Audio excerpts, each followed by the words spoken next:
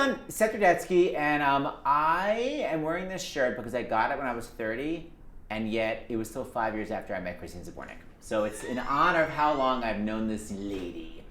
Kristine and I met doing essentially first Hearts and Voices, where singers come for hospitalized patients with AIDS, but then we wound up working together every single week at Rose's Turn, a piano bar. And you may have seen Chris this summer when she was Jack's mother in Into the Woods, but she had much more humble beginnings. So I thought Chris would share one of my favorite stories about the horrificness of working in a piano bar. Kristine, one of your many stories. Jack, head in a sack. Oh, We I get just it. thought. You're in the show. Okay, so working in Rose's Turn, it's deep in the night. There's a guy who was the editor of the front page of the New York Times. Allegedly. I don't Yes. want to get sued. Allegedly. We don't know his name, and it was probably a woman anyway. And he was holding up the bar, and I was at the piano singing. And it was a landmark building, so we couldn't mess around with any of the floors or anything. So I saw like a collection of wetness forming at my feet, because there was like a swale. And I was like, what's dripping? The ceiling? There was constant problems like this. And then I looked, where is this coming from? And he was standing over at the bar, and I see just this little tiny stream coming down from his pant leg. And I realized he was pissing his pants, and it was collecting in front of me. And I happened at the time to be singing "Cry Me a River." So during Not the a dance joke. break, Not a joke. no, this is true. She had a dance break where she turned into A river dance. And I hopped over the thing and then displayed it and then showed the pathway to the people, the 5 other drunks who were in the bar at the time, and finished the song to tepid applause. And But he was a good tipper. he certainly was, because he stood up from the bar, kind of swayed, took out 2 20s, threw them in the urine, and walked out.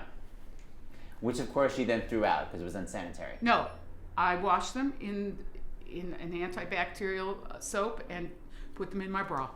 Didn't want that part of the story.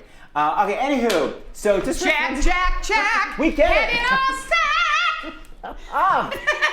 Anywho, Kristine and I were doing this Funny Girl concert on Broadway for the Actors Fund, and she was on the subway, and she combined her trip on the subway with doing Funny Girl on Broadway. And how long did it take you to write this song? From 23rd Street to 86th. That's not typical, but I was deeply inspired.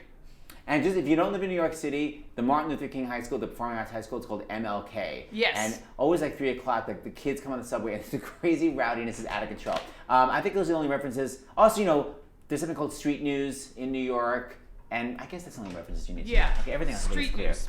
All right, enjoy. It's one of my favorite parodies she wrote.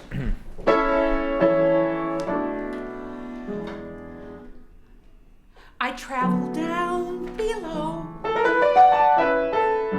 The train should be coming, but I don't know. The high school kids from MLK get on the train at 3. They seem to be happy. I just saw one peek.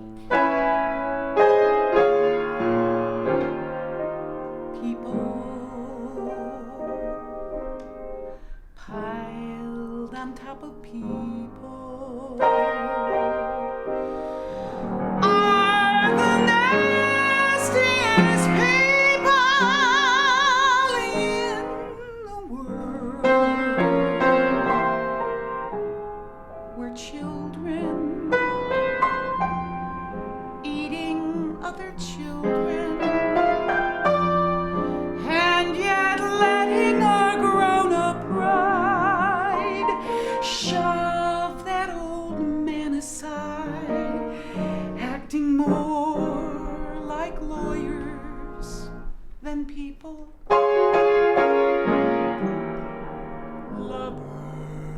Lovers tonguing other lovers are the sexiest people underground, with 2 persons taking up 4 spaces, a feeling deep in your rear says you were straight, now you're queer. First you're mauled, then you're cursed, the worst are the homeless selling street news. Go sell it on the street, dude. Still in meat smelling curry in a